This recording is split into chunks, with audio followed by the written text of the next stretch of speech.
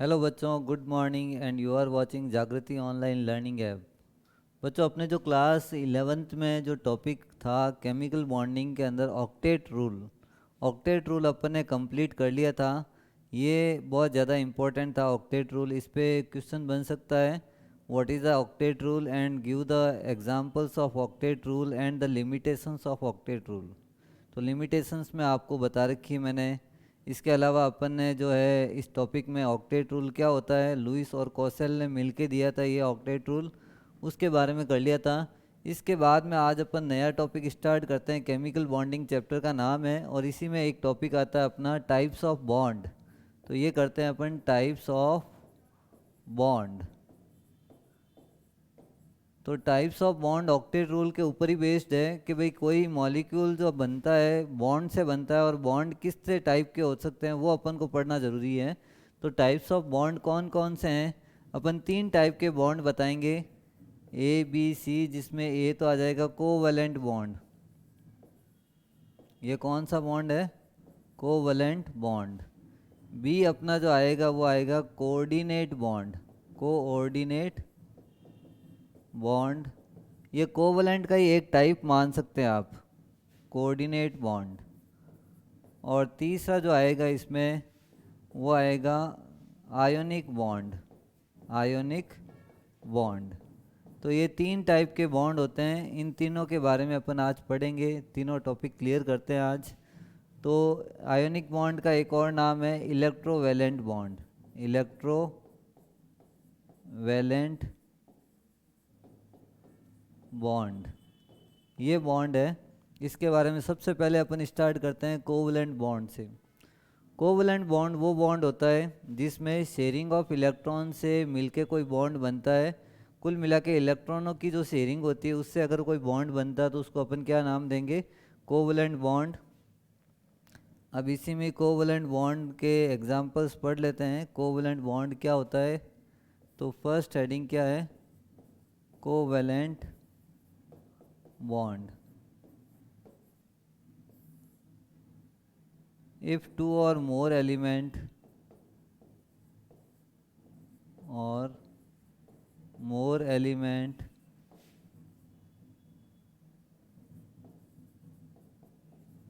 shared their electron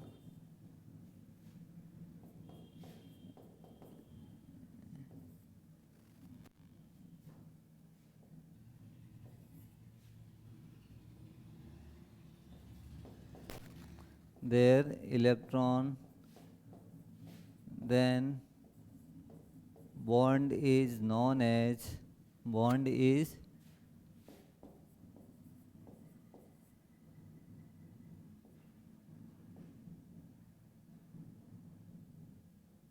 bond is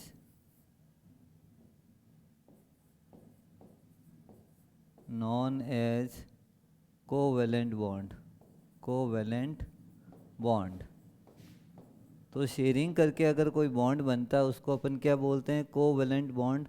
covalent bond में same atoms होते हैं जनरली, या थोड़ा सा इलेक्ट्रोनेगेटिविटी में डिफरेंस हो सकता है।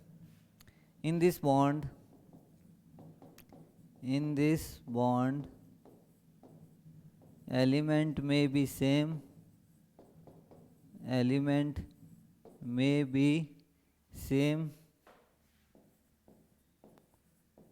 And difference between electronegativity may be found, may be found। तो इलेक्ट्रोनेगेटिविटी में डिफरेंस भी मिल सकता है या दोनों सेम भी हो सकते हैं, उसको अपन क्या नाम देते हैं यहाँ पे? Covalent bond. अब यहाँ बॉन्ड के एग्जांपल्स क्या होंगे, जैसे एक एग्जांपल देके मैं बताता हूँ। इसी में एक एग्जांपल लेते हैं अपन Cl2 का। अब Cl2 में दोनों सेम एटम्स हैं और Cl का अगर कॉन्फ़िगरेशन देखें तो क्या आता है? 287। तो वैलेंस सेल में अपन कहते हैं 7 इलेक्ट्रॉन है, तो Cl के पास अपन लिख देते हैं 7 इलेक्ट्रॉन्स, ये 7 इलेक्ट्रॉन है। और दूसरा भी Cl है, उसके पास में भी कितने हैं 7 इलेक्ट्रॉन। तो ये मैं इसके भी 7 इलेक्ट्रॉन यहाँ रेड पेन से रिप्रेजेंट कर रहा हूँ। अब अपन कहते हैं इन दोनों के बीच में बॉन्ड बनेगा तो एक एक इलेक्ट्रॉन की शेयरिंग होगी। क्यों होगी शेयरिंग? क्योंकि इनको अपना ऑक्टेट कंप्लीट करना है, इनर्ट गैस की तरह बनना है। तो इनर्ट गैस को कॉन्फ़िगरेशन को कंप्लीट करने के लिए ये इससे शेयर करेगा और ये इससे शेयर करेगा और दोनों ने मिलके एक बॉन्ड बना दिया। तो Cl और Cl के बीच में जब बॉन्ड लिखेंगे तो क्या बॉन्ड लिखेंगे अपन? Single bond. और हाइड्रोजन को हीलियम का कॉन्फ़िगरेशन बनाना होता है तो हाइड्रोजन के पास एक इलेक्ट्रॉन और दूसरे हाइड्रोजन के पास में भी एक इलेक्ट्रॉन, दोनों अपने एक एक इलेक्ट्रॉन की शेयरिंग करते हैं और ये बॉन्ड बन जाएगा। इसमें हाइड्रोजन और हाइड्रोजन के बीच में भी सिंगल बॉन्ड बन सकता है। तो यहाँ सिंगल बॉन्ड कब बनता है? जब पेयर ऑफ इलेक्ट्रॉन की शेयरिंग होगी। शेयरिंग कैसे करते हैं अपन? जैसे 1 रुपया तू दे और 1 रुपया मैं दूंगा और दोनों मिलके टॉफ़ी लाएंगे और बराबर बांट के खा लेंगे। तो ये जब शेयरिंग होती है तो शेयरिंग जो है दोनों इक्वल करते हैं। इक्वल शेयरिंग करके जब बॉन्ड बनता है, इलेक्ट्रॉन की शेयरिंग होती है, बॉन्ड बनता है, तो उसको अपन क्या बोलते हैं? Covalent bond. और अगर अपन कहते हैं एक एक इलेक्ट्रॉन पेयर की या एक इलेक्ट्रॉन पेयर की शेयरिंग होती है तो इस बॉन्ड को कौन सा बॉन्ड नाम देंगे अपन? Single bond. अगर मैं इसी में ही कहूँ यहाँ पे कि डबल बॉन्ड बनेगा, डबल बॉन्ड कैसे बनेगा? जैसे एग्जांपल लेते हैं अपन O2 का। O पे आता है, O का कॉन्फ़िगरेशन क्या होता है? 2 और 6। और O के वैलेंस सेल में कितने इलेक्ट्रॉन है? 6 इलेक्ट्रॉन। ये 6 इलेक्ट्रॉन हो गए। दूसरे O के पास में भी कितने इलेक्ट्रॉन है? 6।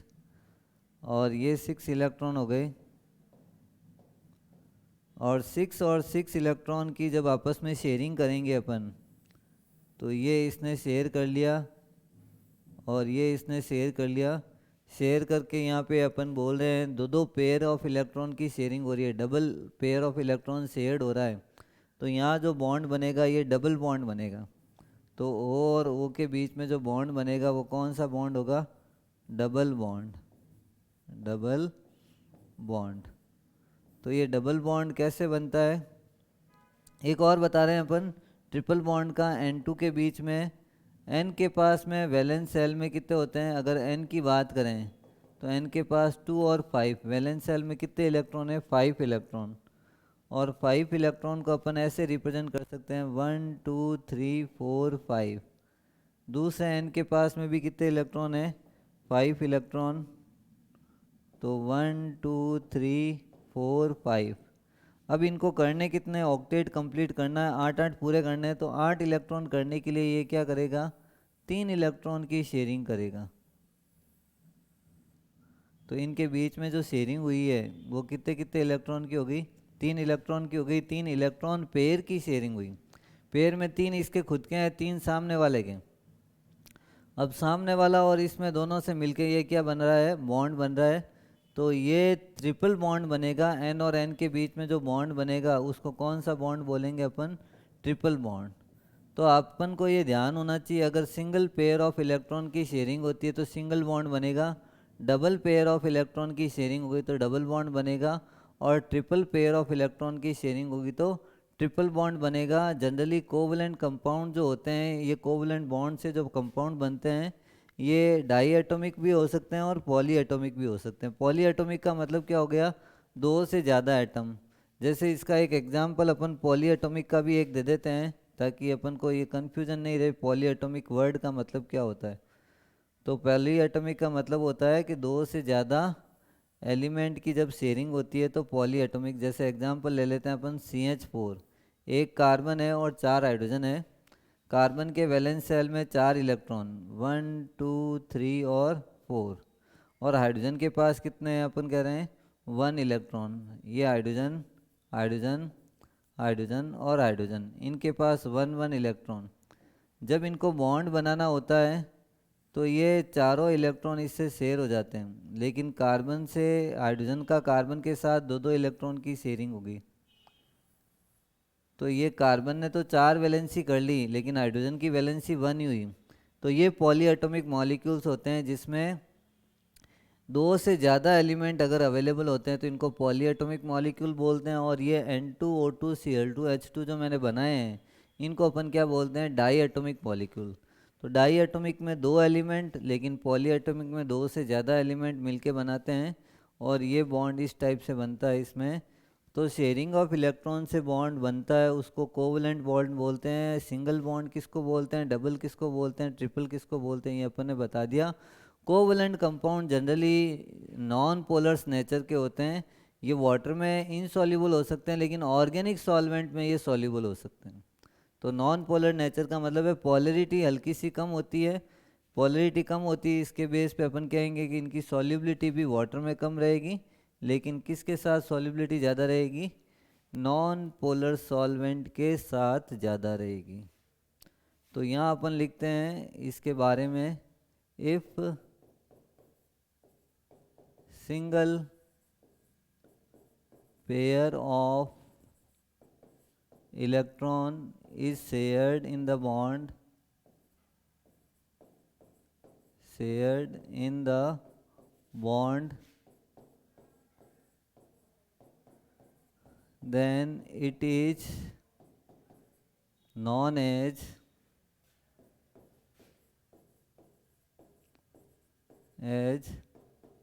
single bond. If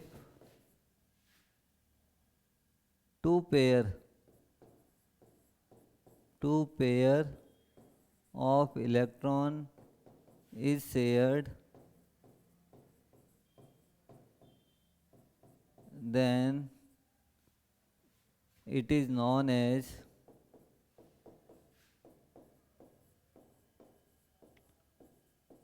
double bond. And if three pair of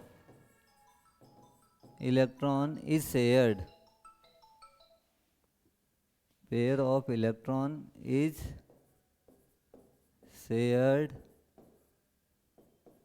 then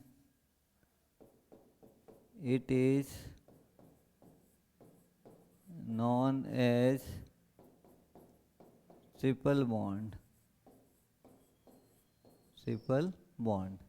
तो सिंगल बॉन्ड का मतलब क्या हो गया, एक पेयर ऑफ इलेक्ट्रॉन शेयर्ड होता है, 2 पेयर ऑफ इलेक्ट्रॉन शेयर्ड होंगे तो डबल बॉन्ड, और 3 पेयर ऑफ इलेक्ट्रॉन अगर शेयर्ड होंगे तो क्या बनेगा, यहाँ पे ट्रिपल बॉन्ड बनेगा।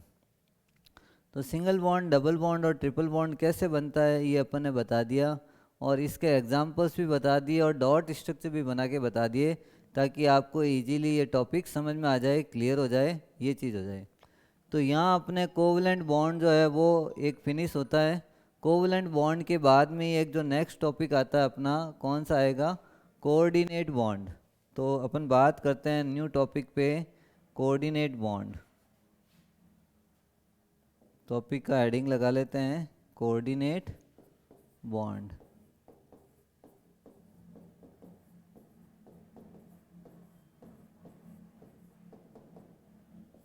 तो बात करते हैं कोऑर्डिनेट बॉन्ड की, और कोऑर्डिनेट बॉन्ड होता है क्या है इसके बारे में अपन बताते हैं।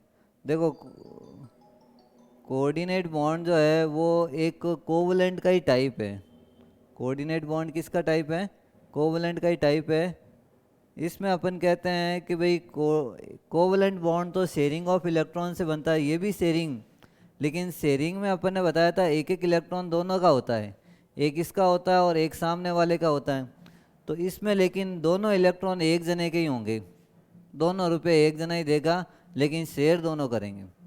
जैसे मैं और मेरा फ्रेंड है, अब पैसे मैंने दिए लेकिन शेयर हम दोनों क्या करें, दोनों कर रहे हैं, और दोनों के बीच में बॉन्ड बना हुआ, इसको अपन क्या नाम देते हैं, कोऑर्डिनेट बॉन्ड। और कोऑर्डिनेट बॉन्ड की डेफिनेशन लिख देते हैं, in this type of bond, pair of electron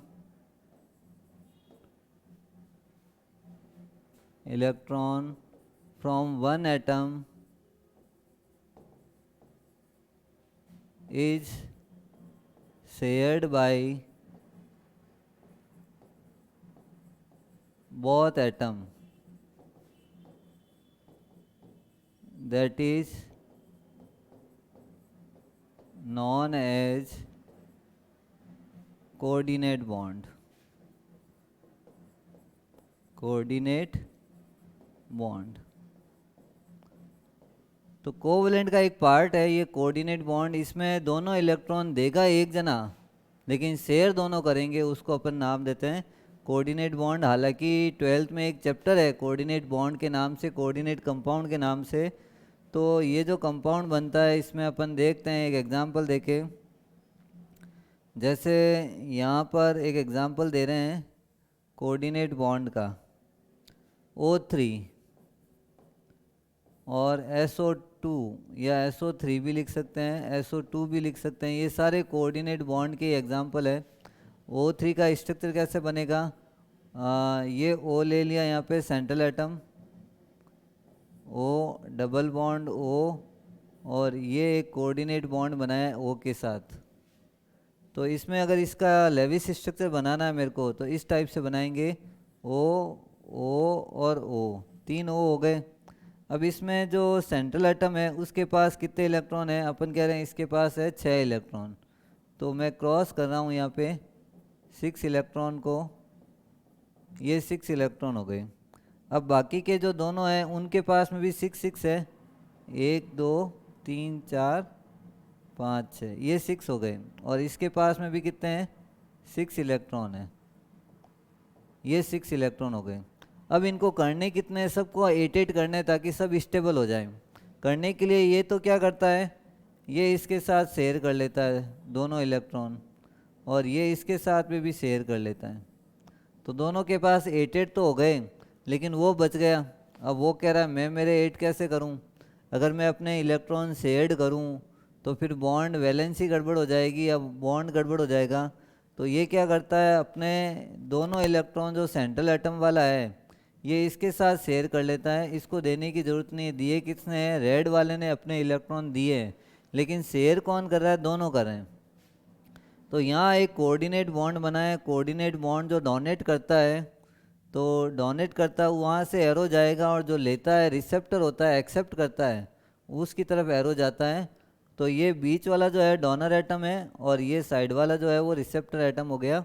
तो यहाँ जो एक बॉन्ड बन रहा है जिसमें रेड इलेक्ट्रॉन सिर्फ सेंट्रल एटम के हैं, इसको अपन कौन सा बॉन्ड बोलते हैं, कोऑर्डिनेट बॉन्ड। और कोऑर्डिनेट बॉन्ड पे जनरली जो फॉर्मल चार्ज आता है, अभी बताएंगे फॉर्मल चार्ज, +1 होता है डोनर पे और -1 होता है रिसेप्टर पे फॉर्मल चार्ज आता है। अभी निकालना बताएंगे फॉर्मल चार्ज कैसे निकालते हैं। लेकिन ये जो है अपन इस टाइप का बॉन्ड जो बन रहा है इसी को अपन कौन सा बॉन्ड बोलते हैं यहाँ पे, कोऑर्डिनेट बॉन्ड। जो एक pair of electron central atom दे रहा है लेकिन दूसरा पेयर ऑफ इलेक्ट्रॉन रिसिप्ट कर रहा है, शेयर कर रहा है। तो यहाँ इसको अपन ये डोनर एटम और रिसेप्टर एटम ये एक एरो के थ्रू बता सकते हैं। जिसने इलेक्ट्रॉन दिए वहाँ से एरो गया, और जिसने इलेक्ट्रॉन लिए रिसेप्ट किया, एक्सेप्ट किया है, उसकी तरफ एरो जाएगा। तो इसको अपन क्या बोलेंगे, यहाँ पे कोऑर्डिनेट बॉन्ड को एरो के थ्रू रिप्रेजेंट कर सकते हैं। किस किस में मिल सकता है, O3 में मिल सकता है। SO3 का स्ट्रक्चर बता देते हैं, S डबल बॉन्ड O, ये कोऑर्डिनेट बॉन्ड और ये कोऑर्डिनेट बॉन्ड, ये SO3 का स्ट्रक्चर। इसमें 2 कोऑर्डिनेट बॉन्ड बन रहे हैं, 2 रिसेप्ट कर रहे हैं। और SO2 का स्ट्रक्चर ये ऐसा होता है, O और ये O, और एक लॉन पेयर फिर भी इसके ऊपर रह जाता है। लॉन पेयर का मतलब होता है जो बॉन्डिंग में पार्टिसिपेट नहीं कर रहे हैं इलेक्ट्रॉन पेयर, उनको अपन लॉन पेयर नाम दे सकते हैं। अब इसी कोऑर्डिनेट बॉन्ड के अंदर एक टॉपिक आता है अपना फॉर्मल चार्ज। तो फॉर्मल चार्ज को कैसे कैलकुलेट करना है वो अपन बताते हैं। टॉपिक का नाम ले लेते हैं फॉर्मल चार्ज। तो नेक्स्ट टॉपिक है अपना formal charge.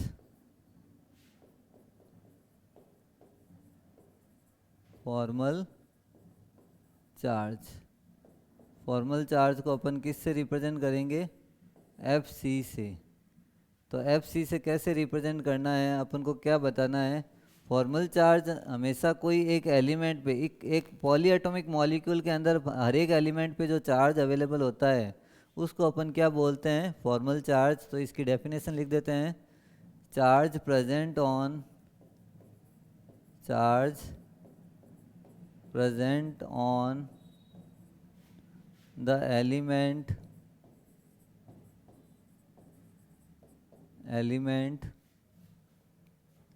in polyatomic molecules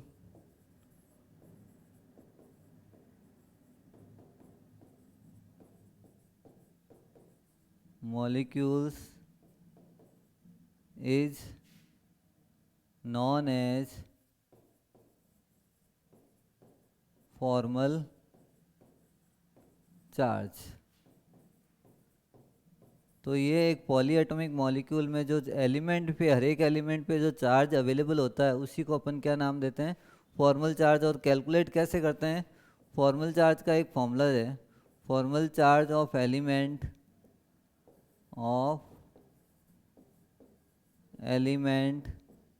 equal to number of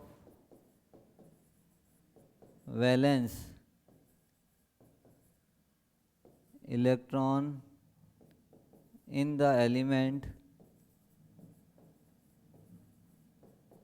minus number of unshared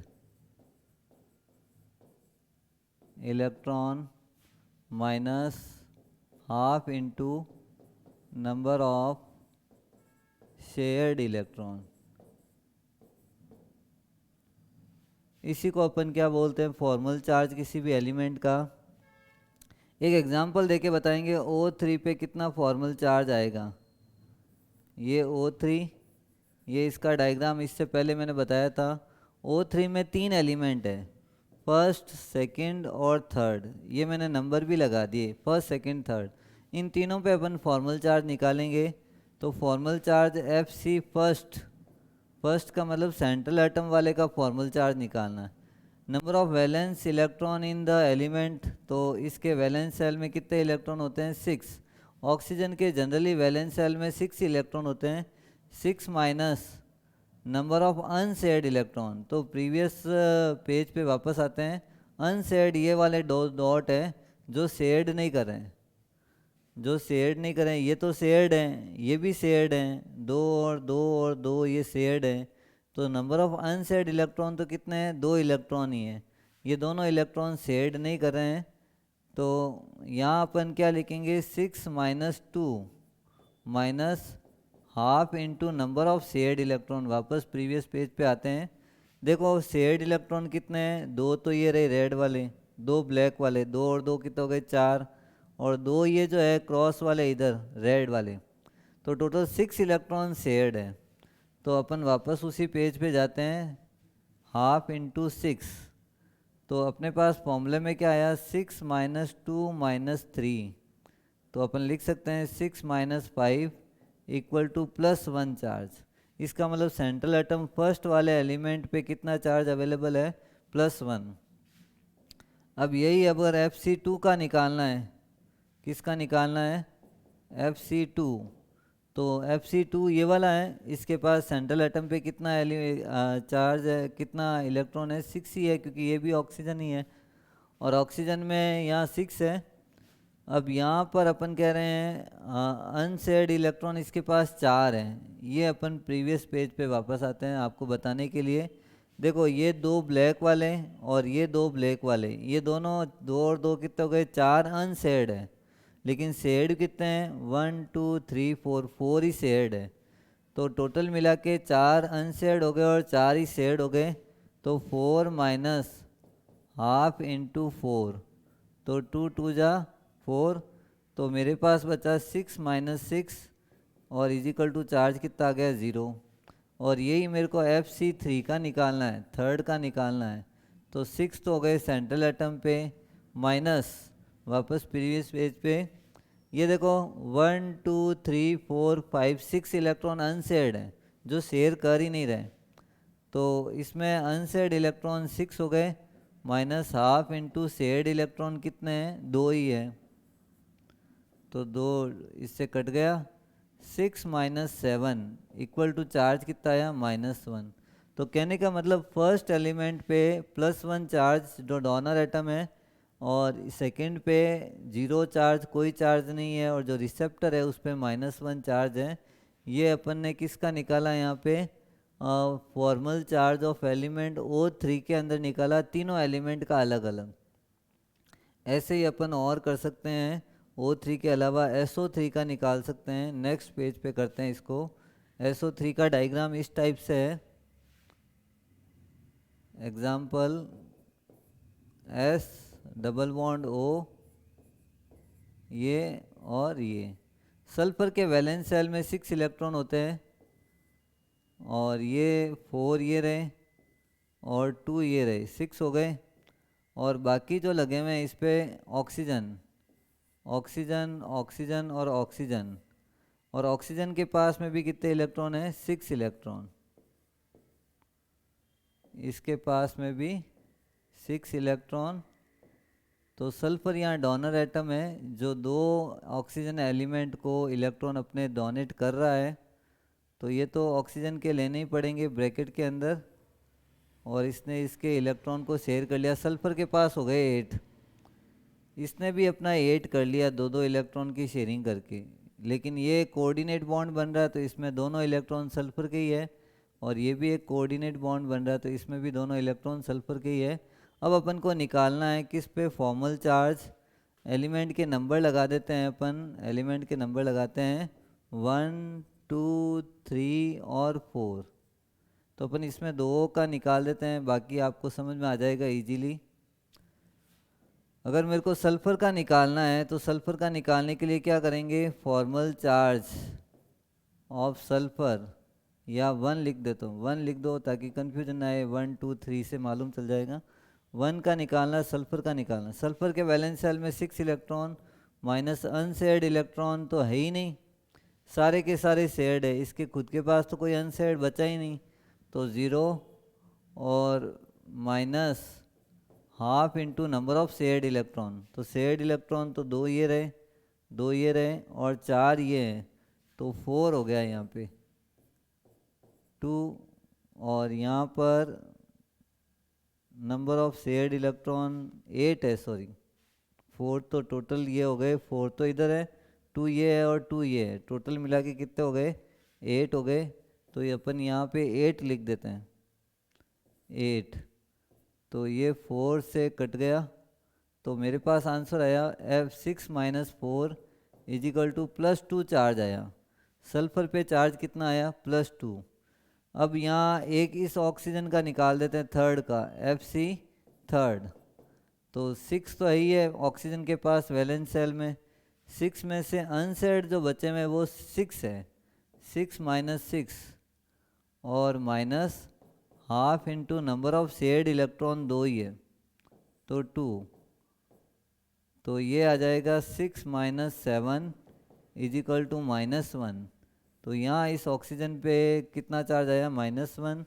तो जो डोनर एटम है उस पे तो +2 है, रिसेप्टर पे -1 और इस पे चार्ज आएगा 0। तो अपन निकाल सकते हैं, इसमें किसी का भी कैलकुलेट कर सकते हैं। तो ये फॉर्मल चार्ज कैलकुलेट करने का एक तरीका बताया अपन ने, किसी भी एलिमेंट का फॉर्मल चार्ज कैसे कैलकुलेट कर सकते हैं। तो ये अपना कोऑर्डिनेट का टाइप ख़त्म हो गया। कोऑर्डिनेट के बाद अपन नेक्स्ट जो टॉपिक लेते हैं, इसमें ये ले लेते हैं अपना इलेक्ट्रोवैलेंट बॉन्ड और आयोनिक बॉन्ड। तो बात करते हैं आयोनिक बॉन्ड से। आयोनिक बॉन्ड जनरली आपने सुना हुआ वर्ड आयंस के बारे में, कैटाइंस और एनाइंस कैसे बनते हैं। अगर कोई न्यूट्रल एटम जैसे Na, और अपन किसका एग्जाम्पल दे रहे हैं, NaCl कैसे बनता है वो एग्जाम्पल दे रहे हैं। अगर कोई न्यूट्रल गैसियस एटम है Na, और Na जो गैसियस एटम है उसका वैलेंस शेल में 2, 8 और 1 इलेक्ट्रॉन है। अब इसको मैंने एनर्जी दी तो 1 इलेक्ट्रॉन बाहर निकल जाएगा, Na किस में चेंज हो जाएगा?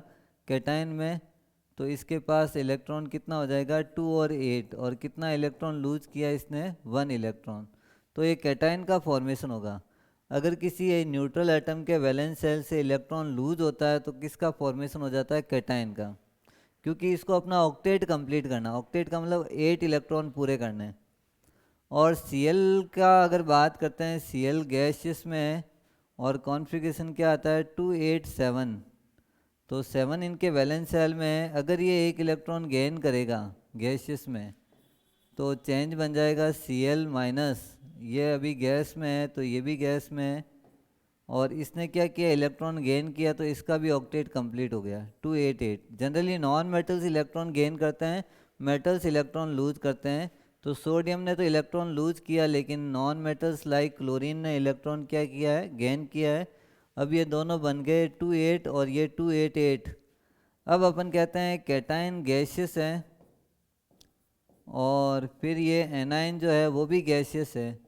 जब ये दोनों कंबाइंड हो जाएंगे, मिक्स हो जाएंगे, आपस में कनेक्ट हो जाएंगे, तो Na प्लस और Cl माइनस कौन सी स्टेट में आएंगे, सॉलिड स्टेट में। तब एक और एनर्जी रिलीज होती है, उसको अपन क्या बोलते हैं, लैटिस एंथैल्पी। तो इसको अपन क्या नाम देंगे, लैटिस एंथैल्पी। तो कैटायन एनायन आपस में कंबाइंड होकर एक लैटिस एंथैल्पी बनाते हैं। कैटायन कैसे बना, एनायन कैसे बना, और कैटायन एनायन से मिक्स होके कौन सी एनर्जी रिलीज हुई, वो लैटिस एंथैल्पी है। तो इसमें 3 अपन टॉपिक पढ़ेंगे। एक तो आईपी का मतलब आयोनाइजेशन एंथैल्पी, एक electron gain enthalpy ईजीई,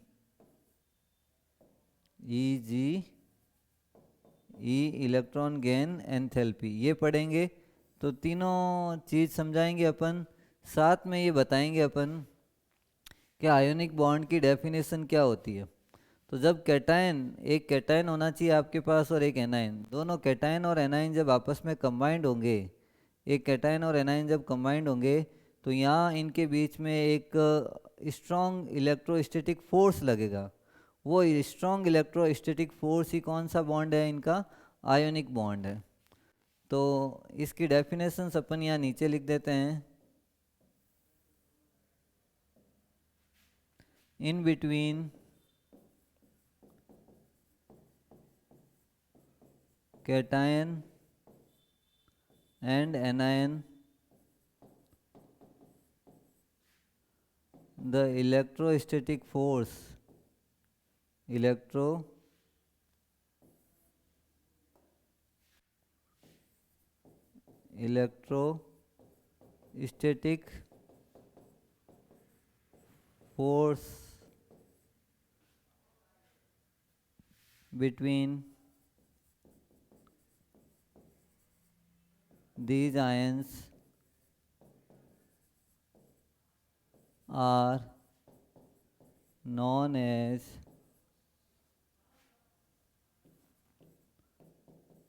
ionic bond. It is stronger than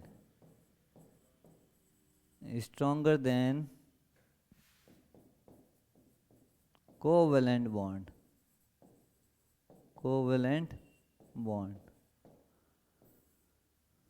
तो ये कोवलेंट बॉन्ड से भी क्या होता है, स्ट्रॉन्गर होता है। कैटायन एनायन जब आपस में कनेक्ट होते हैं तो इसमें एक आयोनिक बॉन्ड होता है, आयोनिक बॉन्ड बनता है, और आयोनिक बॉन्ड के साथ में एक लैटिस एंथैल्पी रिलीज होती है।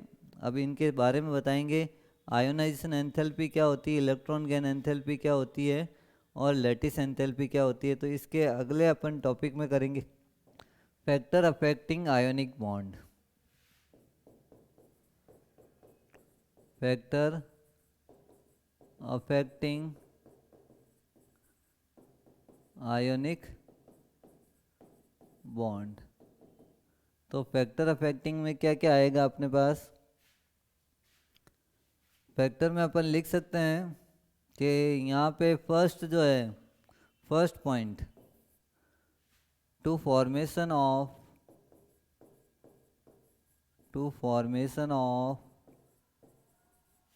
Cation,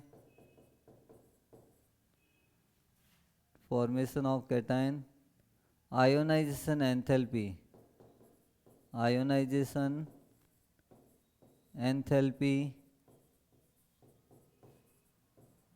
should be low to prepare strong bond,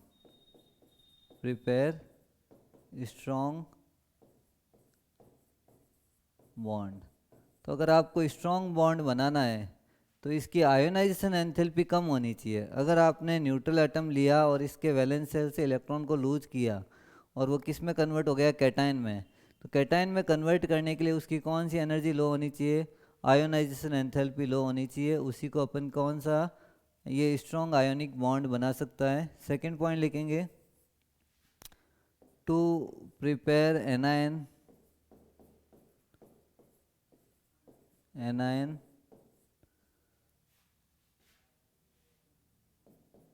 the electron gain enthalpy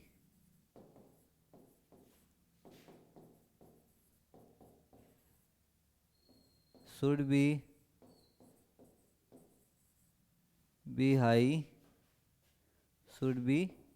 high, and it is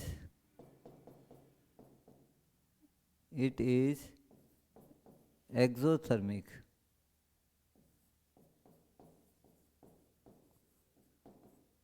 exothermic वो होता है जिसके लिए डेल्टा एच की वैल्यू या चेंजेज इन एंथैल्पी क्या आती है, नेगेटिव आती है, और ये डेल्टा एच इसके लिए क्या आएगा, पॉजिटिव आएगा। और लास्ट पॉइंट है लैटिस एंथैल्पी क्या होती है। पहले लैटिस एंथैल्पी की डेफिनेशन बताएंगे, फिर क्या होना चाहिए, कम होना चाहिए, ज़्यादा होना चाहिए, वो बताएंगे। Lattice enthalpy, if 1 mole gaseous cation and anion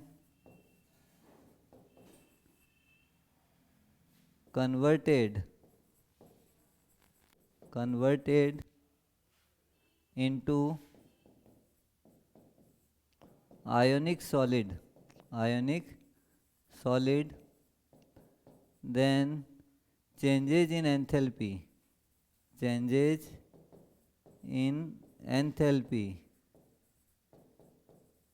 is known as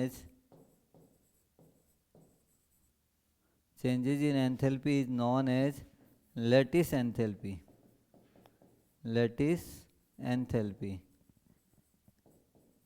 If it is greater,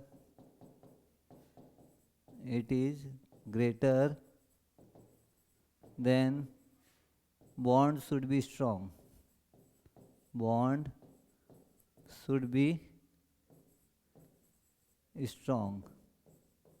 तो स्ट्रॉन्ग बॉन्ड बनाने के लिए आपको कौन सी एनर्जी ज़्यादा होनी चाहिए, लैटिस एंथैल्पी।